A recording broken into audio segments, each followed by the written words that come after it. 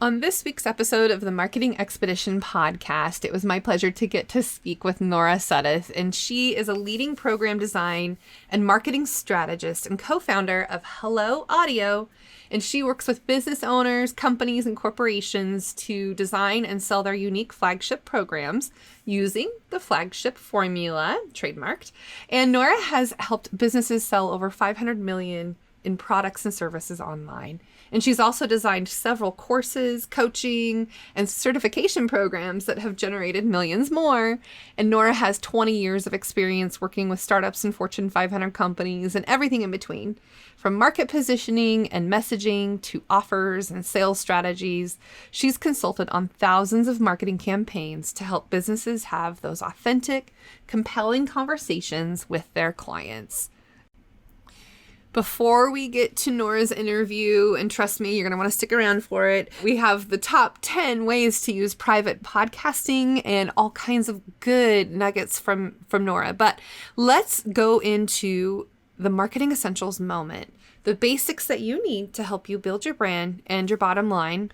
Today's topic is about finding that target audience that we all as marketers know is so important, and how to reach them, how to get to them, all of the things that we want to learn about them so that we know that what we are presenting to them is going to capture their attention, be relevant to them, what they want, what they need. So really, let's just first identify what is a target audience, right? Who is it that you're trying to attract?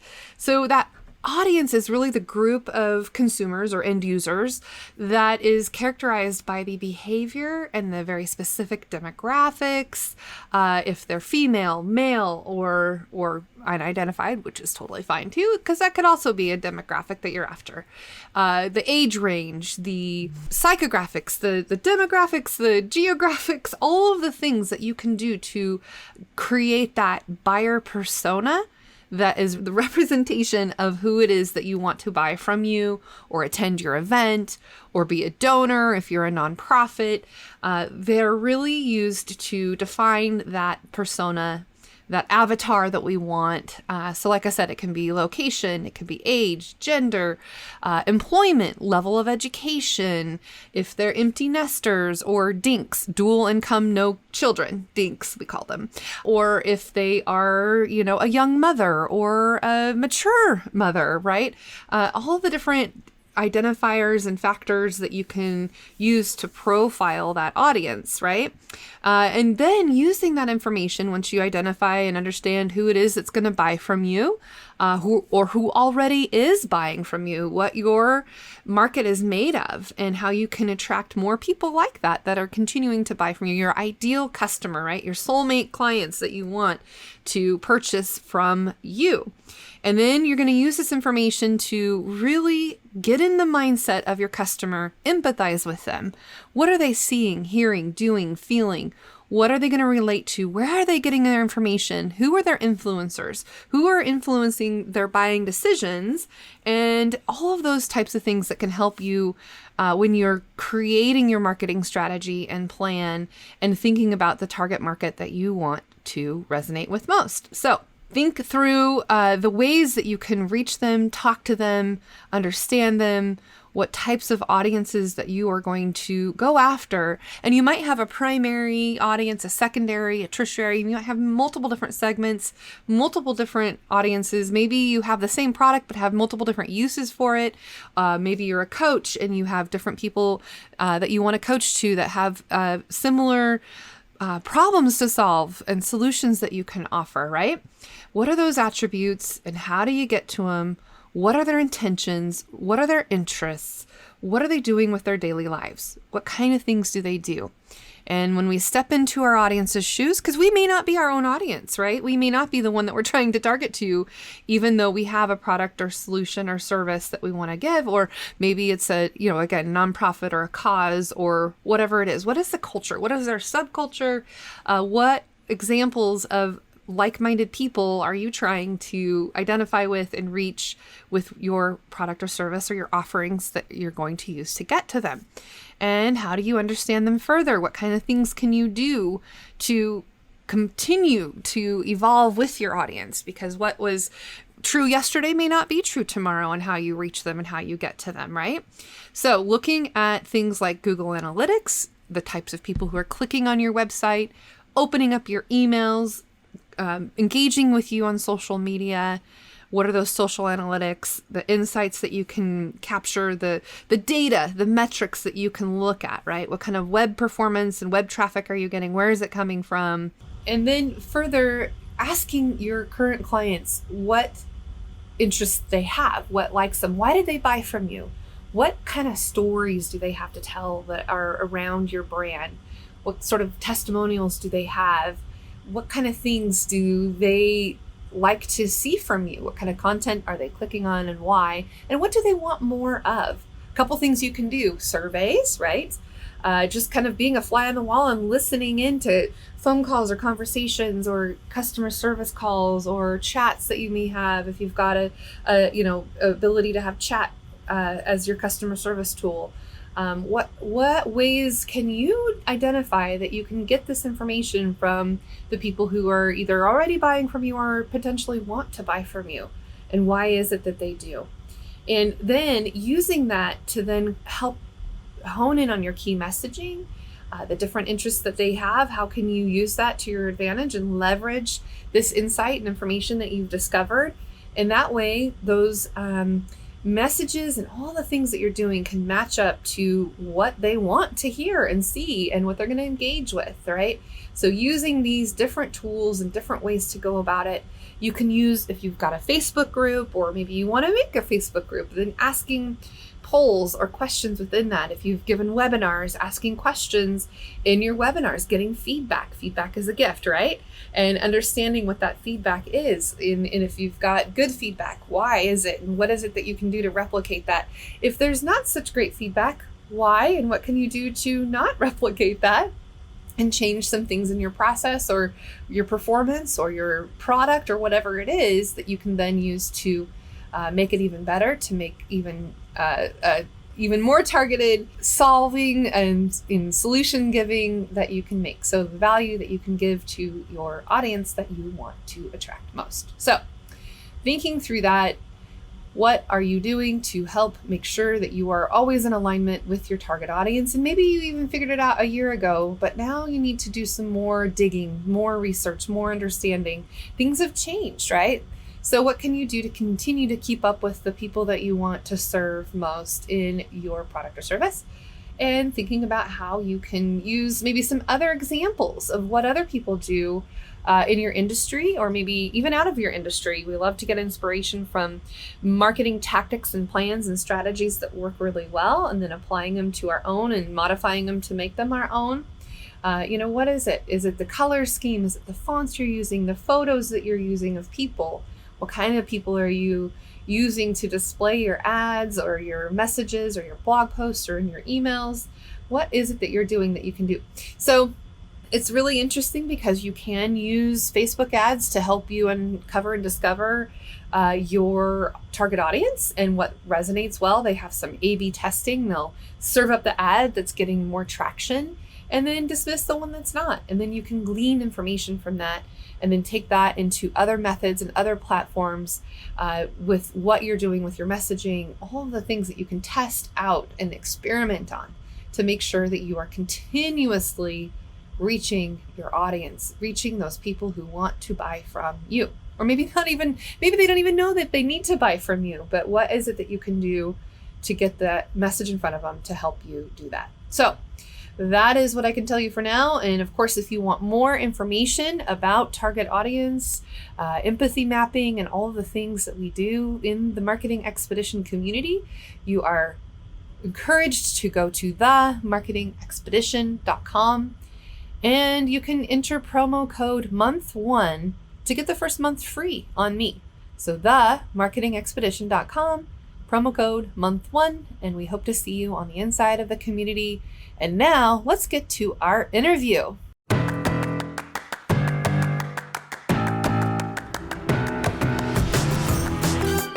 Welcome to the Marketing Expedition podcast, an auditory journey through the latest in marketing, branding, and advertising.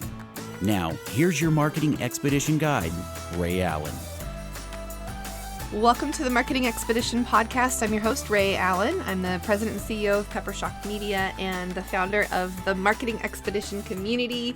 And today's guest on our podcast, we have Nora Sudduth. Welcome to the show, Nora. Thanks, Ray. Thanks for having me.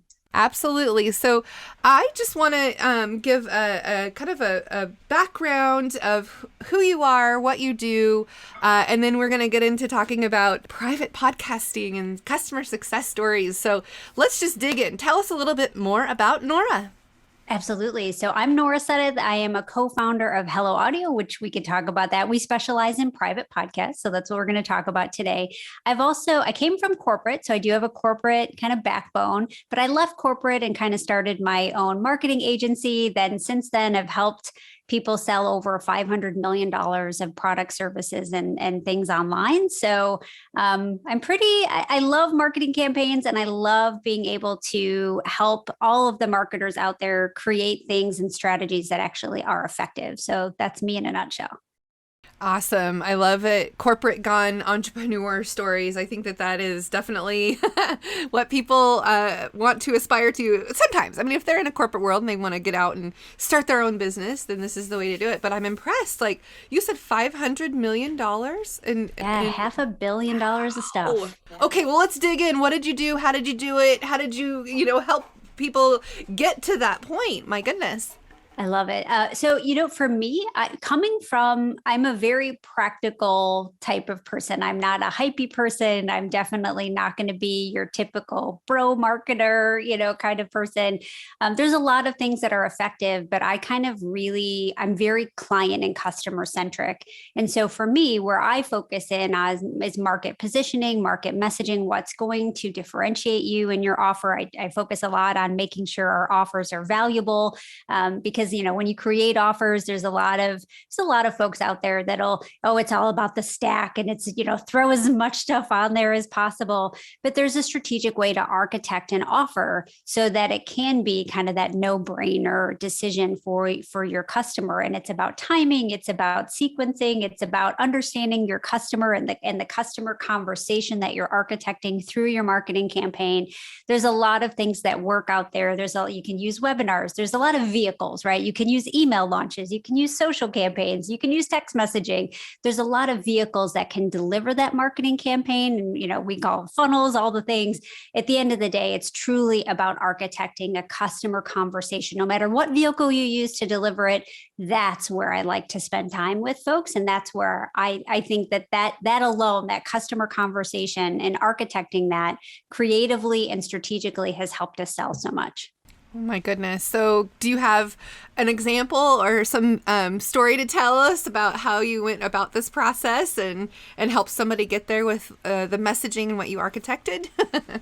The biggest thing for me is after working we've probably consulted on now thousands of marketing campaigns across several different industries. So this isn't just, only the expert industry that's courses and in coaching programs, although we have sold helped sell a significant amount of products and services there. It really kind of comes down to the folks that know their audience the best will win in this. And I think that's a pretty common principle we hear a lot as marketers is he or she that knows their customer the best kind of wins this game. Also, you have to make sure that you understand your cost to acquire that customer and all the things, and you kind of know your numbers. At the end of the day, though, I think one of the things I can share that is tactical that I think would be helpful for your audience is really about offer creation and the boosting the offer value. And the reason I'll start there, and the reason why I want to zero in on this is because, as we look at economic shifts and we look at gas prices, going up, and we look at just the economy being maybe a little uncertain, or, folks, there's a lot of talk about recession, whether that's going to happen or not. I'm definitely not your expert on that.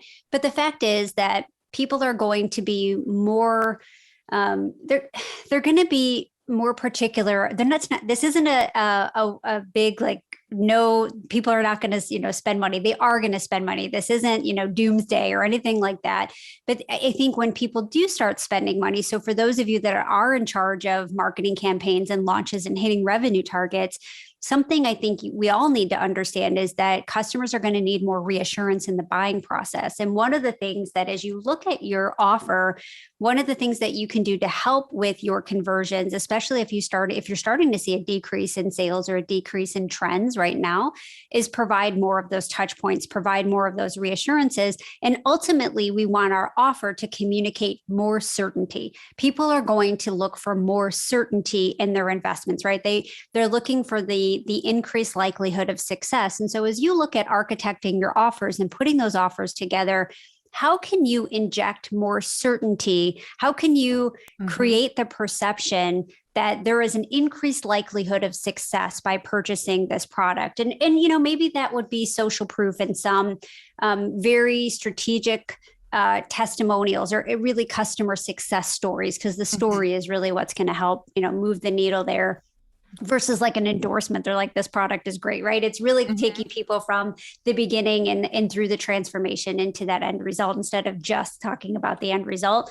I think, what are the things I would personally, what I recommend for all of our clients is we go through and we put together a potential problem list, right? And it's all about what potential problems your prospects think they might have, right? Whether they're real or not, because, we have to, as consumers or as product owners, as product creators, as service providers, we have a different perspective. We're coming from a different place of awareness and knowledge than a lot of our prospects are. So when they're coming into your world, what do they perceive as a potential problem? And most of the time it has to do with, time. I don't have time to do this, or this is going to take too long, right? It has to do with that kind of stuff. It might have to do with external factors.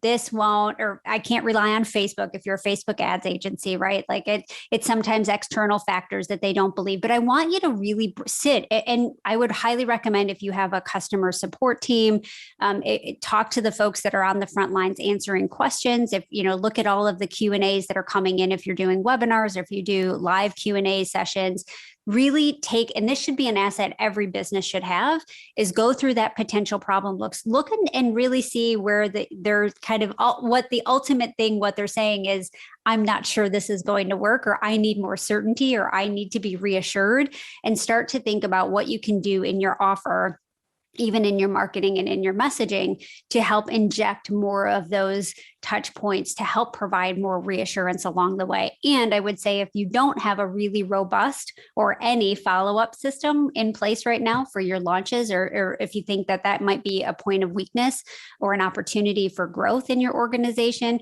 this is an amazing time to make sure we're beefing up that follow-up process, because chances are with this economy, it's going to take more touch points to close deals. Right. Follow up. I think like you said, it's sometimes that could get lost, and you've done all this work to get it all out there, and people are interested and they want to buy from you, and then they, give an interest, and then the follow up is what lacks. So that's just as important as it is the offer, honestly, right? Oh my goodness, yes. So, okay, thinking about an offer, just for those that maybe want to start on this path of being able to create something that they can give their audience, and the offer is what we're talking about, right? Giving those reassurances that they're going to buy from. Can you give me an example of a product or service or an offer that was made that really was super effective? Yeah. It's interesting. Most of the time when folks come to us, they have an offer that has maybe sold in the past, and it has been effective, but then sometimes it loses its effectiveness. And there's a few reasons for this, right? One is that maybe the messaging is, nothing is static, right? The market is evolving, your prospective customers, your audience is evolving, the messages they hear evolve over time. So a lot of times when your messaging that used to work, or the hooks or the angles that you use to get people in the door, maybe become more commonplace, and they're not as enticing, or they're not as magnetic as they used to be. And that's a very normal thing. So having to revamp your messaging, having to kind of refresh maybe the hook or the angle or the entry points. Essentially, all we're doing is refreshing the customer conversation at the end of the day, no matter how we're delivering it, I think is a really big thing. And as I've come to to look at, some of these common things that typically hold conversions back, or the reason why we see things are maybe less effective. And what we're seeing now is that it's more challenging to get and keep someone's attention. Sure, we can talk about attention spans, we can talk about noise online, we can talk about the fact that, typically Americans, there's studies that show that we're exposed to thousands, like 5,000 plus messages every single day, marketing messages every single day. Huh? It's insane once you start looking at some of these studies. And so, one of the things that we started doing are what are the ways that we can get through some of the noise. And so, for example, we had someone who was really focused on lead gen and had an ebook that has done very, very well for them. And the ebook, I think from cold traffic, was converting at 20%, which is pretty darn good from cold traffic. And said, it kind of said, hey, is there anything that we can do to maybe improve this or optimize it? We're always looking to get better. And, as ads have been a little wonky lately with no matter where you're kind of advertising your paid media, it's been a little bit wonky. So costs have started to go up. So they were really looking at optimizing the conversion point to get more people to say yes and opt in.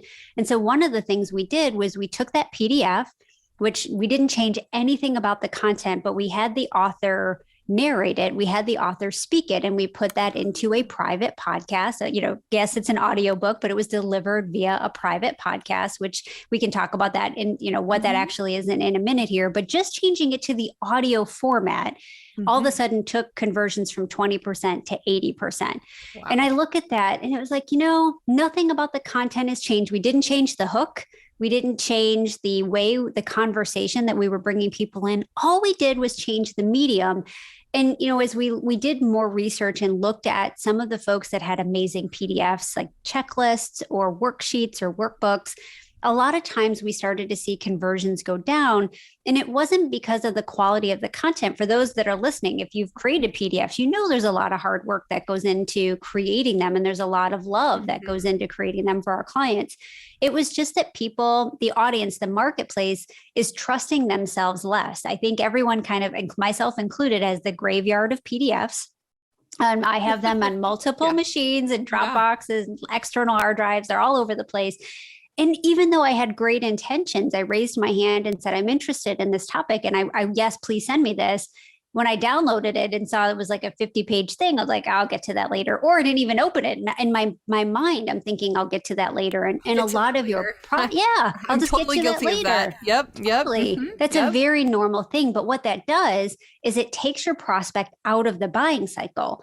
And so by changing it to a different format that people trust themselves to listen to, if you think about the difference between you downloading a 50-page ebook compared to maybe a 5-episode podcast that, then you can listen to that whenever, wherever. It's a lot more convenient. It's a lot more, you can use those pockets of time that we all have in our lives that we're not sitting here at this computer, right at this screen where we have to be paying. Yeah. Again, you can go back and listen to parts that you want to, maybe you started thinking about something because it triggered it. That's my favorite part about podcasts is I can rewind and now what did they say? Yeah. It's perfect. And I would do that a lot more with the podcast than I would with trying to find that PDF, which is sitting probably in the graveyard of PDFs, right? Yep. Even if I did open it for that first time, God only knows where that thing went. And so we look at, from a marketing standpoint, some of the things that we're starting to do, and that's why we're so interested in using private podcasts for marketing, is just the channel of communication, just the fact that we're using audio. And if we look at the value of an offer, right? Yes, if you increase certainty, that boosts the value of the offer. If you decrease the amount of time it takes to get to the value of that offer, you're going to increase the value of that offer. And if you increase ease and convenience, right? I mean, if we've seen nothing over the last decade is that people pay for ease and convenience. So the more ease and convenience you can put into an offer, that increases the value of that offer as well. And with audio, that's exactly what it is. It's ease and convenience of consumption, which, if you're a marketer, no matter how hard and how long and how many hours are spent on your content marketing strategy and putting that content out there, which I know we all spend a lot of time on it. If people don't consume it, that's that's not effective. That's not going to help you get where you want to go. And so now all of a sudden, by using audio as a communication vehicle, as a communication medium to reach folks, now all of a sudden we're starting to see consumption rates go way up because people are trusting, again, not even necessarily making any changes to the hooks. Although I will say sometimes that is necessary as marketing evolves or as markets, evolve and people evolve, but just using audio itself, we've seen such a tremendous difference. Even if it's audio, but you have the transcription on the screen, people will read that more than they'll read a PDF, because even if they can't turn the audio up, right, making it audio agnostic, but having the transcription along, so it's like a video, but it's audio only, but you've got the words on the screen. And I'm guilty of it. Sometimes I'll, be watching or looking or whatever, and and suddenly then it's like, oh, okay, yeah. So definitely another way to go about it, another way to get more information out there in a way that people can consume it whenever they are doing whatever they're doing, right? It's true. Yeah. It's very true. And you can always supplement. So if you have an amazing workbook, if you have an amazing checklist, if you have a guide or something similar that is working well for you, even layering audio on top of it so that people can hear you and connect with you. I mean, how well do we all connect with PDFs? Even if if you're an amazing writer, it's different. Your brand doesn't come through, your voice doesn't come through. We don't necessarily make a strong connection with that lead magnet to really associate your brand with that download. But all of a sudden, if you layer audio onto that, now we can hear your voice, we can hear your brand. Audio is one of those mediums that is more intimate, and it does create stronger connections because your voice is in their head, right? You're putting those headphones on. It creates a much more intimate connection with that audience member. And so even just layering that guide on of an audio of walking them through the workbook, or walking them through and telling them stories about where people get stuck, or telling them stories about where, folks that you've served that have had success with this. And it just really drives that home and creates a much stronger connection. And with that will ultimately lead to better conversions as well. So when you do a private podcast, tell me a little bit more about that. Is it still, you can listen to it on your podcast devices? Let's share a little bit more so that anybody who's thinking about this, like give them some tips on making a private podcast. Absolutely. So most folks know what a public podcast is, right? And if you're listening to this, this is an amazing public podcast, right? So that's something everyone can subscribe to it, which, by the way, if you haven't subscribed, you should to this podcast. Definitely hit that button. And this is something that's available to the general public. Now, what's a little bit different about private podcasts? Now, private podcasts look, feel, and operate just the same as your public podcast, which means most apps, like whatever app you're listening to this podcast on, chances are that app also supports private podcasts. What's different is that you control, as the private podcast owner, the content owner, you control who gets access to that and for how long they get access to it, because access can be given to an individual subscriber. So that access link, the unique access link to that private podcast, is actually tied to someone's email address. So now, not only can you control and gate, you can put premium content, which, you can podcast all sorts of things. And we'll talk about that in a second. Mm-hmm. It's all about being able to now have more visibility and more actionable data to know who exactly is listening and when they're listening, so you can take actions on that. I think that's one of the biggest differences between a public podcast and a private podcast. The other difference is, most of the time we have very preconceived notions about what a podcast is. Like, it has to be an interview like this, or I have to be a podcaster to have a podcast. What private podcasts, what they do is they really kind of change what it means to be a podcaster. You don't have to have a show to have a private podcast. You can podcast all sorts of different content. You can podcast your course. You can podcast coaching call replays. You can podcast your summit event recordings. It's just, think about it as more of a communication vehicle that's just super convenient. You can, turn off your screen on your phone, stick your phone in your pocket, get your headphones on, and go about your day. And you can listen to all of this content. And think about, I'm sure all of us are guilty of spending thousands of dollars on educational, whether it's a course or a coaching program, and we couldn't necessarily make all the calls, whatever that looks like. If that content was put into a private podcast for you to be able to consume, chances are we probably would have had higher completion rates for some of the things that we've purchased in the past. And so that's another big difference, is the type of content that you can put into a private podcast. And then I would say the third big difference is in how we deliver that content. So public podcasts are date driven, right? This episode is going to release for everybody on the same date. With private podcasts, you can do that. You can deliver that episode on the same date for every subscriber listening to that private podcast. You can also have an instant kind of delivery where it's bingeable. So this is great. Like if you think about Netflix, right? And they have for all of our old shows that we watch live, but now all the teenagers are like discovering it for the first time. And it's like a course. This is great for a course where it's just bingeable. All the content is there at once and you're not going to add anything else. The other way you can do that is evergreen, which is something you can't do with public podcasts. And that's kind of create the drip schedule based on when the listener activated their feed. So that means if I subscribe to feed, this is great for like challenges and like 30, if you have like 30-day meditations and anything evergreen, any piece of content you have is evergreen, because if I opt in today, my day one is today. But if Ray opted in, if you opted in next week, then your day one is next week. And we're listening to the same feed, same content, but now we're just on different schedules. And we could have those different schedules expire based on our activation as well. So you could have something like a pop-up podcast, which creates built-in urgency to deliver it. I think that's one of the biggest difference between private and public podcasts. Is with public, everyone is getting the same content at the same time.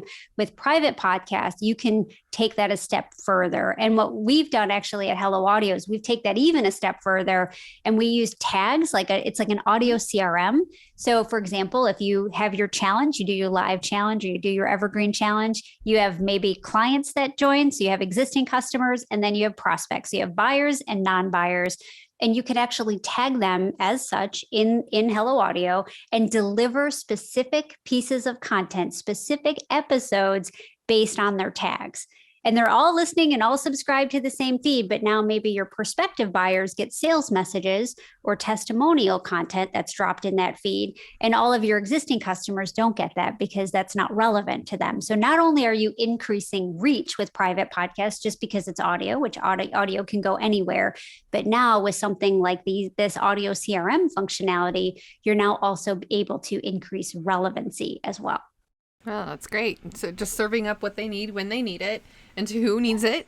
That's awesome. And you can set it up to where people pay for this, right? I mean, they can pay a fee to subscribe to the personal podcast, right? Yeah. So I think most of what people are familiar with or have seen over the last year, like Apple Podcast did this and Spotify did this, and it's a very common model with Patreon, is that they're charging like $5 a month or $7 a month just to get access to that. And you can do that. That's one viable model, but you don't have to do it that way. We have folks that have created private podcasts. They charge $1,000 to access that private podcast. They create an audio course, and it's maybe a series of meditations, and you can charge whatever you want. It can be reoccurring. It doesn't have to. It can be a one-time fee. It can be free. You could actually tease it and do a couple episodes for free, but then only the paid members get access to the rest of the content. So you do have a lot of flexibility for how you monetize that content. It doesn't have to be $5 or $7 a month. And let's face it, everyone listening to this, your expertise is worth more than $5 or $7 a month. True. Yeah, I like to think so, but Yes.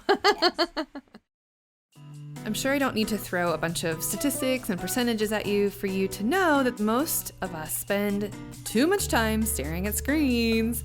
Being able to consume your content on the go means that your clients and customers can listen and learn from you without being tied to their desks.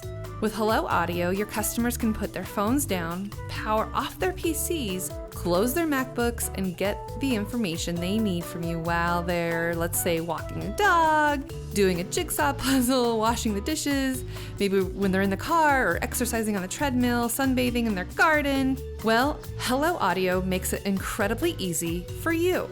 No more hours spent trying to figure out tech settings or trying to make a square peg fit into a round hole. You can click publish on an audio feed in a matter of minutes and have control over who accesses what. So visit peppershock.com/offers and sign up for a free trial of Hello Audio. The other thing that we kind of thought about talking about is you said when having a customer success team. Let's share a little bit more about that. Yeah. So one of the things that we did, this was a full-on experiment. I did not know this was going to work, but that's all marketing is, right? We just come up with experiments, yeah. Like we did in the 7th grade science fair. We're like, I don't know if it's going to work, but I guess we're going to find out, right? You have a hypothesis. We'll test it. We're just going to test it. We're going to look at the data and we're going to decide if it was worthy, right? If it was a good experiment or not, or if we should continue to do it or pivot. What we did with Hello Audio is we put together a success story podcast. And this is a private podcast. And what we did was we reached out to users who were using the product and we asked them for audio only to share their story with the product and just audio only, which by the way is a lot easier to get your customers to do than if you ask them to be on video. So that's just the side note. Yes. No one really wants to be on video and it's just a lot easier to edit as well. So there is that.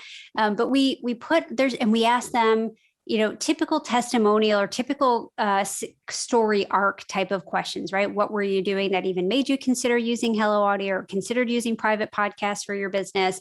What did you think? What made you almost not consider doing it? What were your hesitations?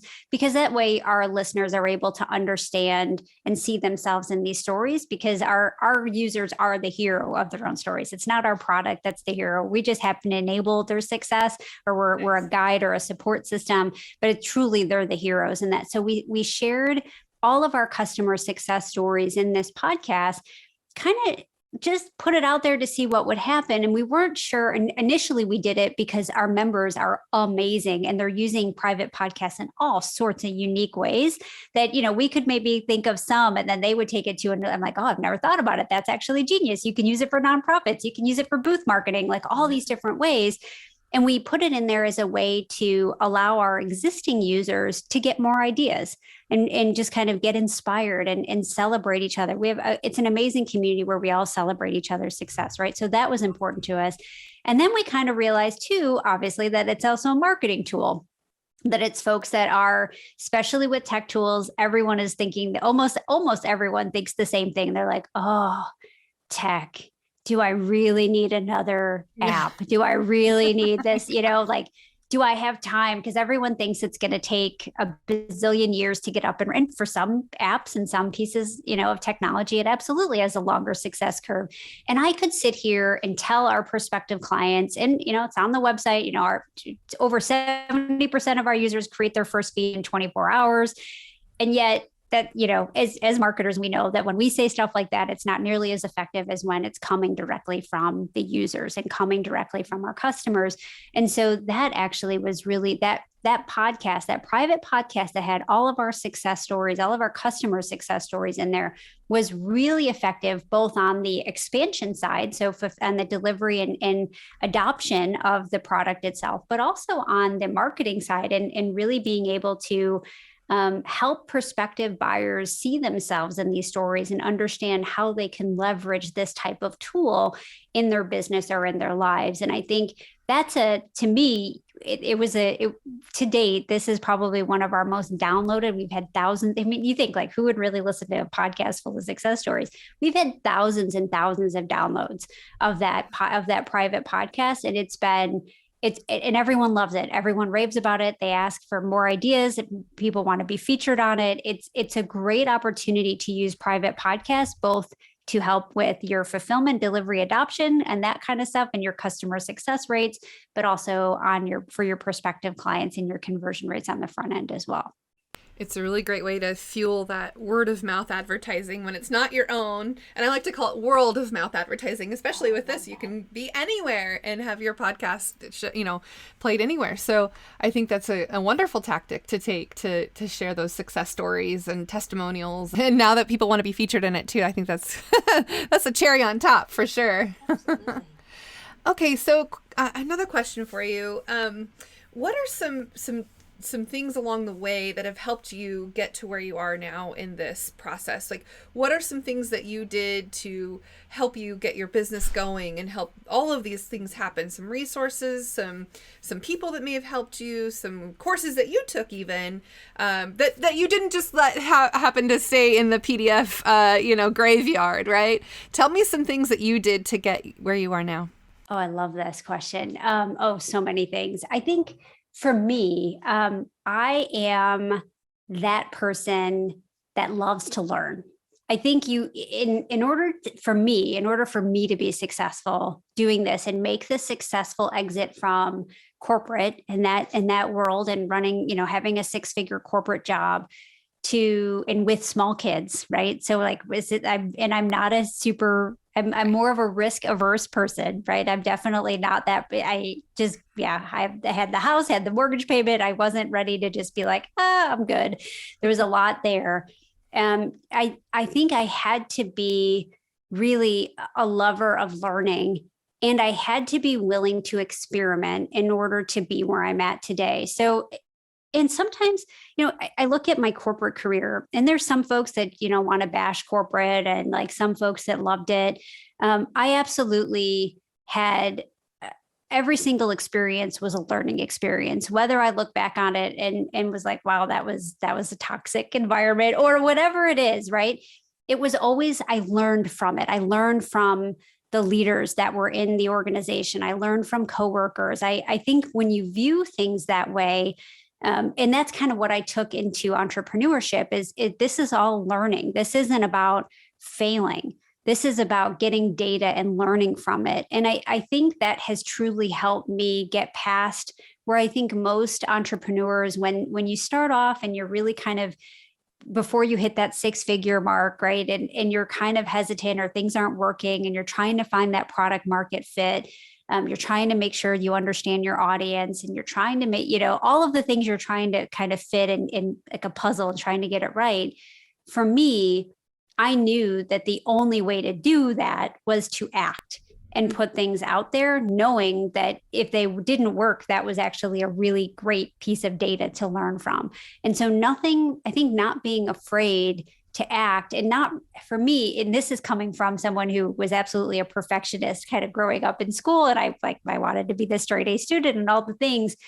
I had to be okay with launching ugly and putting things out there, because no matter how hard you work and no matter how hard we try our best to give our customers and our clients and our audience what we think they want, it's very rarely have I ever have had someone be like, yep, I nailed it on the first try, right? It's like, I don't think I've heard that story recently. And so I think one of the biggest things is to get over the fear or not think you have to have everything perfect before you put it out there, and to understand that you have to put it out there in order to get it perfect. I think that's one of the biggest shifts. And, when I left corporate and I started my marketing agency, it was because I loved it. I'm obsessed with client success. That's just how I'm wired.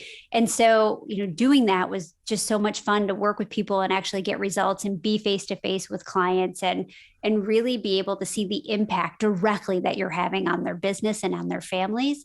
And then, I got a call from Russell. It was a Voxer from Russell Brunson at ClickFunnels. And I had gone through their initial certification program because at that point, ClickFunnels was brand baby new.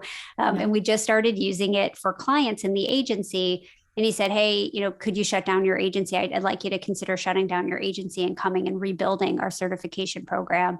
And so I ended up partnering with Russell, and was at ClickFunnels for 3 years. I created their ClickFunnels certified partner program. When that was there, I created another, 7-figure coaching program there. And I would say, for some folks that, they want to be like, oh, bro marketers and like ClickFunnels, whatever, right? Russell it was absolutely amazing to learn from. I think those are the experiences, and those you just see what people are doing, and then just the community itself and being able to be around folks that are building thousands of funnels, right? Every single year we had how many funnels were created. You learn a lot. And I'm beyond appreciative for having that experience and being able to be in the trenches and looking at the data, because I do think that truly helped me identify patterns and identified the common themes because of my corporate and strategic background. It was like seeing that and being in the trenches now allowed me to pull up and say, I see the secret now. I see the recipes, I see the patterns, and I understand what truly makes a successful marketing campaign. And, now I could kind of see through, because it's hard. Some of these marketers are great, and you're like, it's over here, it's this shiny object, or it's over here. And it's a lot of hype and it's a lot of noise. Mm-hmm. And just that experience of being in those types of environments and working for, and with folks that have, had that, the sheer volume of marketing campaigns, I think was an experience that truly helped me shape my own marketing chops and to understand and then, add on to and build on to those patterns and success trends that really do make a difference. That's great. So I don't know if you knew this or not, but Russell actually lives one town over from me here in Idaho. Oh, yeah. Yeah. A long time ago, before he had his own video people, he actually rented our studio. This was years and years and years ago. But I just remember where he was then and see where he is now. And it's just awesome to see how much success and how much he's helped other people like you and others, be able to build their funnels and do all the things that he does. And it's kind of fun to see the knowing where he was to now. Oh yeah. The impact that he has had, that his team has had, that the product has had on so many people. I mean, you look at that and you have to be in awe of that. I mean, you have to respect that amazing level of impact that product. I mean, if no one knew what a funnel was before, really, like he made that a commonplace name. And to me, that it's learning from those folks and learning from that experience that, I mean, that's invaluable. Absolutely. Yeah. Thank goodness that the internet, was invented and we could make money online too. That's awesome. Okay. So let's see, if you could step in my shoes for a minute, what would you have asked yourself that I didn't ask you already? Oh, that's a good question. There's so many things. I'm trying to think what would be the most useful for your audience. I probably maybe the top, I don't know how many I can rattle off here, but maybe the top 10 ways people are actually effectively using private podcasts to make a difference in their business. I think that might be, okay. I'm totally giving myself homework like I used to in first grade here. Oh my God. Let's just say the top ways. And maybe if we get to 10, good. We'll see. I'll count for you. But oh my God. The top ways that people are effectively using private podcasts. Okay. You ready, Nora? Let's go. All right. All right. Lead magnets. So we talked about the ebook to an audiobook, but there's a lot of different ways that you can use audio series, mini classes, lots of ways that you can convert your existing content. You don't even have to create new stuff, but existing content to use them as lead magnets. So that's one way to do it.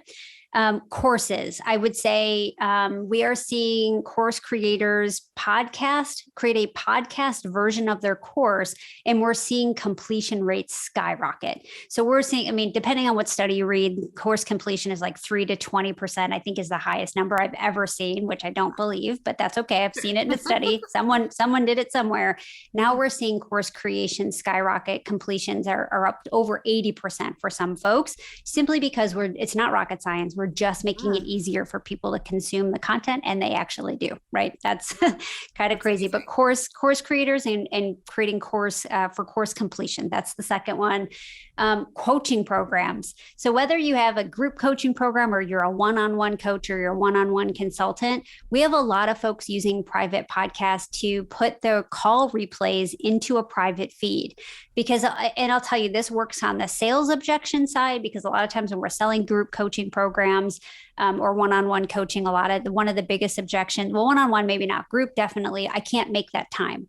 Right. I'm not going to be able, I don't have time to make that call, or I'm at soccer practice or whatever it is. By being able to make the replays more accessible and easier to consume, it helps on the sales objection side of things. And then from a one-on-one standpoint, how many times are your clients really looking at that, Dropbox or the whatever link you're putting in Google Drive, it's just a huge value add to be able to put your sessions, your coaching sessions into a private feed and allowing your client to have it with them at all times to re-listen to, which is really big. So I think those launch. So podcast launch with audio is another one. So whether you launch with a challenge, a webinar, whether you do like a PL, like the Jeff Walker's product launch formula, you have a video series, just putting your launch content in a private podcast increases consumption for all the same reasons we talked about, just because it's easier for people to consume. But by doing that, we're seeing people that put their webinar into a private podcast and had it expire, just like your normal webinar replays probably do, they're actually increasing conversions by double digits. So we're seeing folks that had the same exact content, they've run the same challenge, they didn't change anything about the content. Typically their conversion rates were like maybe 7 or 8%, which is pretty good. And now they're seeing conversions jump to over 20% just because they added audio as a way to let people consume the content. Because if your launch content doesn't get consumed, chances are they're a lot less likely to buy. So that's, I don't know if that was 4.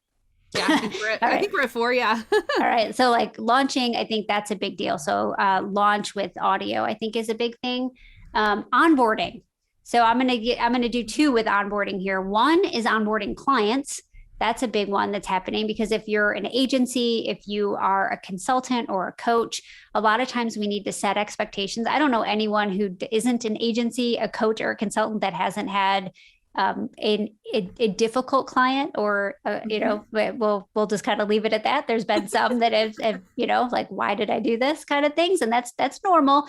But a lot of times it's a lot of communication and expectation setting that helps create a more it's more conducive to having a great client experience or client delivery process. So client onboarding with audio, they're a lot more likely to listen to your company values, your processes, how you work, setting those expectations up front. Client onboarding is a big one. So that's the 5th one, I think. Mm-hmm. All right. Then I would also add employee onboarding. This is actually a big one if you're starting to add employees to your business. A lot of times it takes a little bit of time to get people set up on their systems, whether using Slack or email and all the things, or, God forbid, you're going to give them a PDF with an employee handbook.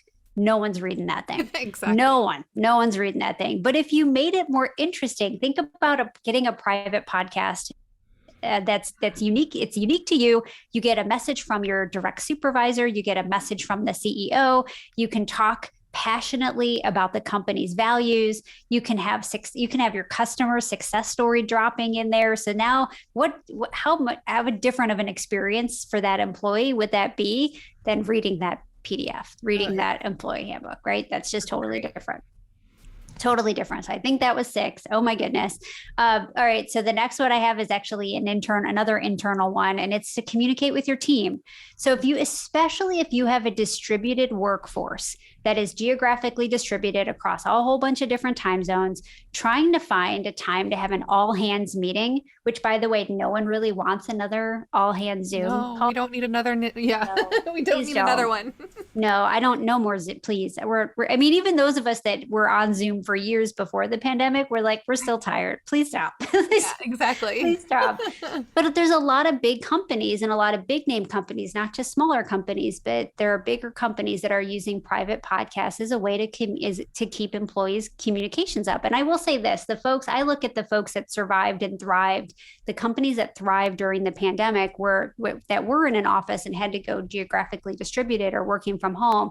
The companies that thrived are the ones that had amazing internal communication. Mm-hmm. And so, having a private podcast to drop stories from your customers, to let people know after your leadership retreat, to what is the vision of the company and what are we going to do, and just to set the stage of where the company is going and whether you're doing results or updates, all the things. I think internal podcasting for work is something that I think is currently overlooked, and I think could really be helpful in terms of building a company culture. I think that's something that we'll see more and more of as we move along. Mm-hmm. Sorry, I think that was 7. Oh my goodness. Yep. Okay, events. So that's my next one. So summits. If you are someone who runs summits, I'll even probably lump in live events as well, but any sort of live event. So especially summits though, because a lot of times summit, the organizers will sell recordings, right? That's just kind of part of how this works. And so there's a lot of what we're seeing. We have folks that have used Hello Audio to offer recordings of a summit, and they saw a massive increase in conversions because, think about it, as a consumer, you're like, am I really going to log into that members area and watch every single video of 30 different speakers. But all of a sudden, if you put those 30 speaker tracks in a private podcast that I can go listen to the gems that they dropped, the gold that they dropped and make it super easy for me, I'm a lot more likely to buy those recordings. So that's another one to monetize your summits and to see an uptick, whether you use it as an upsell or those types of things, I think is important. All right, next. What is that? 7? 9. All right. We're at 9. Are we? All right. We're at 9. Okay. Now I'm just making more work for myself. Okay. So that's fine. So another way that you could use this is actually creating a bonus. So I will say this, as we look at offers, as we look at sweetening the deal with offers that you're creating, the thought of creating another product or another thing can be very overwhelming. And you're like, is it really valuable just to create a PDF? Those types of things. Audio is easy to create, and you can create it anywhere with very limited needs for capital or different, assets. You can literally have a $12 lapel mic from Amazon. You can go in your car or your closet or whatever you want to do to create good art. There's also lots of things you could do to improve audio very easily, but it's rapid content creation with audio. It's also a great way to test things out too. But if you're creating a bonus for a course or a bonus for a coaching package or whatever that looks like, it's so easy to be able to put something in audio, whether it's your existing content, whether it's an interview series that you put together or curated, or even, I would say for this podcast, you've probably had themes, episodes that you could probably break down into themes, you can kind of segment your audience based on interest, and you could create a private podcast of just those topics. And now you're not redoing any other, you're not creating additional content. You're actually curating the content you already have. And now you're creating an audio asset. So that to me is a really big deal to be able to do that. All right. Where am I at? And this is the last one? Last one. You got one more. Oh my gosh. But although you've dropped so much already. So I was like, all right, how do I do this? The next one, there's so many that I could pick from. What's going to be probably the most relevant? We've done launching, we've done courses, we've done course. Oh my goodness, I just had it. And I'm like, now I can't think of what I was going to say. I will say, not only from, now it's gone. It's gone. I had 10. Okay, you had quite a bit there though. So 10. Oh my goodness. I will say this. There are a lot. Oh, physical products. Here you go. For all you physical, I was like, I have so many. Why am I blanking? So for those of you that have physical products, and I'll actually include a bonus here. If you're doing like booth marketing, like where you have a booth and you're like you're a trade show booth, or you're like in an event, you sponsor it, you can actually put a QR code either at your booth, right, at wherever you're or on your physical products. So we have folks that sell like candles or room sprays, and they have a QR code on their physical product that people can scan, and it opens up their favorite podcast. It's like a one-click kind of a thing. It loads that private podcast into their app, and it's another way that you can communicate with that person. So with physical product goods, a lot of times you don't get to connect with them digitally. A lot of times you don't always get their email address, or you can't always open up another channel of communication. That's a great way to do that with physical products. And then with something like booth marketing, for people walking around, they're going to grab that piece of paper or the pencil or candy. I personally go for the candy. If it's there, I can't help myself. I'm like, ooh, I shouldn't be eating this, but it's so good. It's like, it's like this bowl of candy. How do you avoid it? But that's going in a bag, and it's probably not going to be looked at. But all of a sudden, if you have that person scan the QR code, they're traveling, they can put their AirPods or their headphones in their ears, and they can walk around that trade show, and they can listen to really compelling content that you put together for them. So now we're creating more of those connections. So I know I added maybe a little bit of a bonus in there and added those, but that's another way you can use private podcasts. That's amazing. I had no idea that there were so many different ways to be able to use private podcasting. So that's good. Thank you. You've given me so many ideas. Oh my goodness. I can't help myself. I'm like, and then of course I blanked on 10. But there are so many folks that are using this effectively to generate more leads, to stand out and differentiate themselves in the market, to get higher conversions, to establish stronger connections, with their audience. And I if you're whoever you decide to use, audio is an overlooked opportunity for many businesses right now. Absolutely. Well, Nora, how can people reach out to you, get a hold of you, work with you, all of the above? Absolutely. So you can find me at Nora Sudduth on Instagram, at NoraSudduth.com. And if you do want to find out more about Hello Audio, you can find that at helloaudio.fm or Hello Audio FM on Instagram. And I will say this, we are one of those software companies that are a little bit abnormal. We don't ask for your credit card up front. We purposely took that off because we felt like, hey, we're easy to use and we want to prove it to you.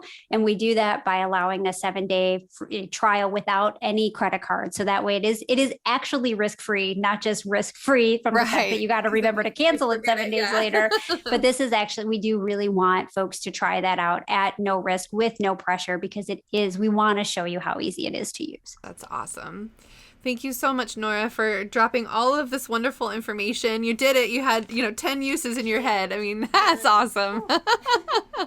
We'll list them out in the show notes too, so people have other ways to reach it. But I think this has been wonderful, and we'll definitely have to have you come back again and tell us more about a lot of the other things that we didn't have time for. But thank you again. And so where are you calling from, Nora? Where's your home base?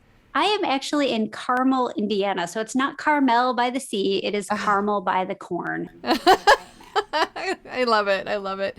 Well, we'll have to have you out to Idaho sometime, and you can go visit Russell, and you can come visit us at Peppershock. Love to come back for sure. Yes. Awesome. Well, thanks so much. And for those of you listening, the best thing you can do is share this with others that you know need to hear what Nora had to say today. And of course, give us some reviews and rankings and downloads and all the good things. Right, Nora? Absolutely. Thanks for having me today. It was great. Absolutely. And until next time, everybody, enjoy your marketing journey. Thanks for listening to the Marketing Expedition podcast. Want to continue the journey? Don't miss out on new episodes. Subscribe on iTunes, Spotify, Amazon Music, or wherever you get your podcasts.